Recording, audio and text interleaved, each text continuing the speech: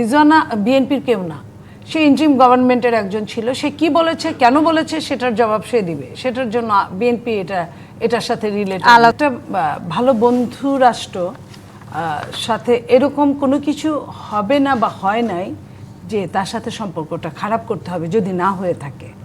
আর যদি আপনি যে জিনিসটা আমরা কেউই জানি না, অন্ধকারে আছি।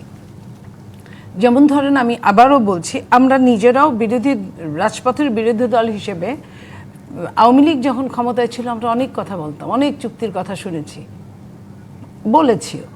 কিন্তু ইন্টারিম গভর্নমেন্ট এসে 18 মাসে কিনা একটা চুক্তিও কিন্তু প্রকাশ করে নাই বা করতে পারে না। সেটাই প্রশ্ন, বিএনপির সময় এসে এই চুক্তিগুলো করতে হবে কিনা, যদি কিছু থাকতো, কিনা। আমি বলি যদি ওরকম কিছু থাকতো, আজকে আমার কাছে প্রশ্ন, আমার নিজের কিউরিসিটি, যে যদি এমন থাকতো ইন্টারিম গভর্নমেন্ট আর যাই হোক আওয়ামী লীগের বন্ধু হতে পারে, এটা আমি বিশ্বাস করি না।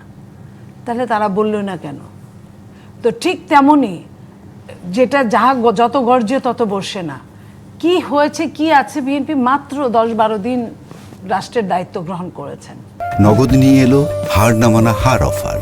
সর্বনিম্ন 10,000 টাকা রেমিটেন্স নগদে পাঠালে থাকছে স্বর্ণের হার জেতার সুযোগ। এর মধ্যে অনেক রকম বড় বড় চ্যালেঞ্জ ফেস করছেন। একে রমজানের প্রথম দিনই জয়েন করেছেন। প্রথম দিন থেকেই বাংলাদেশে মুসলিম অধ্যাদেশে একটা কান্ট্রি, সেই মুসলিমদের এই রোজায় সবসময় একটা ব্ল্যাকমেইলিং চলে। হ্যাঁ, সেটাকে বন্ধ করা, একটা আন্তর্জাতিকভাবে যুদ্ধের দামামা বাড়ছে, সেইখানে তেল নাই দেশে, সেটার একটা বিহিত করা। তেলের সাথে সাথে আমাদের রেমিটেন্সের যোদ্ধারা রেমিটেন্স পাঠাতে পারবে কিনা আমরা অনিশ্চিত।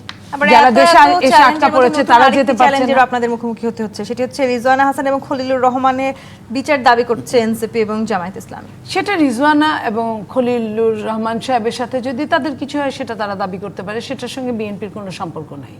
এটা রিজওয়ানা বিএনপির কেউ না, সে ইন্টারিম গভর্নমেন্টের একজন ছিল। সে কি বলেছে, কেন বলেছে, সেটার জবাব সে দিবে। সেটার জন্য বিএনপি এটার সাথে রিলেটেড।